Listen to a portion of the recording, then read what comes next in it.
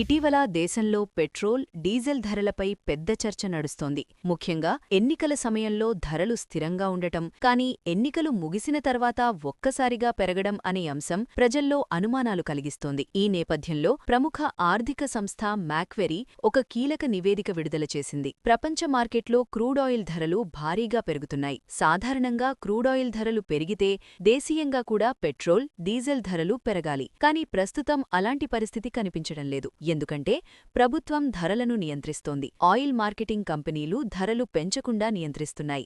దీంతో కంపెనీలకు భారీ నష్టాలు వస్తున్నాయని నివేదిక చెబుతోంది. మ్యాక్వెరీ నివేదిక ప్రకారం ఒక బ్యారెల్ క్రూడాయిల్ ధర $135 నుంచి $165 మధ్య ఉంటే లీటరు పెట్రోల్పై సుమారు $18 నష్టం, లీటర్ డీజిల్పై సుమారు $35 నష్టం.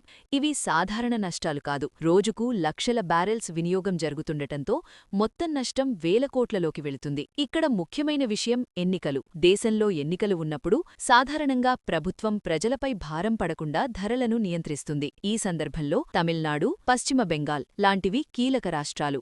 ఈ ఎన్నికలు పూర్తయ్యే వరకు ధరలు పెరగకుండా చూసే అవకాశముంది. నివేదిక ప్రకారం ఎన్నికలు ముగిసిన వెంటనే కంపెనీల నష్టాలను తగ్గించేందుకు పెట్రోల్, డీజిల్ ధరలు పెరగవచ్చు.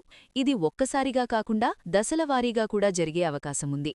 ధరలు పెరిగితే ఏమవుతుంది? ట్రాన్స్పోర్ట్ ఖర్చులు పెరుగుతాయి. డీజిల్ ధరలు పెరిగితే ట్రక్కులు, బస్సులు, సరుకు రవాణా అన్నీ ఖరీదవుతాయి. అవసర వస్తువుల ధరలు పెరుగుతాయి. రవాణా ఖర్చు పెరిగితే కూరగాయలు, పండ్లు, రోజువారీ సరుకులు ధరలు పెరగడం ఖాయం. ద్రవ్యోల్బణం అంటే ఇన్ఫ్లేషన్ పెరుగుతుంది. ఇది మొత్తం ఆర్థిక వ్యవస్థపై ప్రభావం చూపుతుంది. ప్రభుత్వం వద్ద కొన్ని ఆప్షన్లుంటాయి. పన్నులు తగ్గించడం, ఆయిల్ కంపెనీలకు సబ్సిడీ ఇవ్వడం, ధరలను క్రమంగా పెంచడం. కానీ ఈ మూడు నిర్ణయాలు కూడా ఆర్థిక పరిస్థితులపై ఆధారపడి ఉంటాయి. క్రూడాయిల్ ధరలు ఎందుకు పెరుగుతున్నాయి? మధ్యప్రాంతంలో ఉద్రిక్తతలు, ఉత్పత్తి తగ్గింపు అంటే ఒపెక్ నిర్ణయాలు, గ్లోబల్ డిమాండ్ పెరగడం. ఈ కారణాల వల్ల భారత్ వంటి దిగుమతి దేశాలు ఎక్కువ ఖర్చు పెట్టాల్సి వస్తోంది. ముందు రోజుల్లో ధరలు స్థిరంగా ఉండే అవకాశం తక్కువ. క్రూడాయిల్ ధరలపై ఆధారపడి పెరుగుదల ఉంటుంది. ప్రభుత్వం జోక్యం కీలకం. మొత్తం చూస్తే ప్రస్తుతం ధరలు స్థిరంగా ఉన్నా కంపెనీలు భారీ నష్టాల్లో ఉన్నాయి. ఎన్నికల తర్వాత ధరలు పెరగడం దాదాపు ఖాయం. అంటే ప్రజలు ముందుగానే సిద్ధంగా ఉండాలి. ఇలాంటి కీలక అప్డేట్స్ కోసం మా ఛానల్ని సబ్స్క్రైబ్ చేసుకోండి.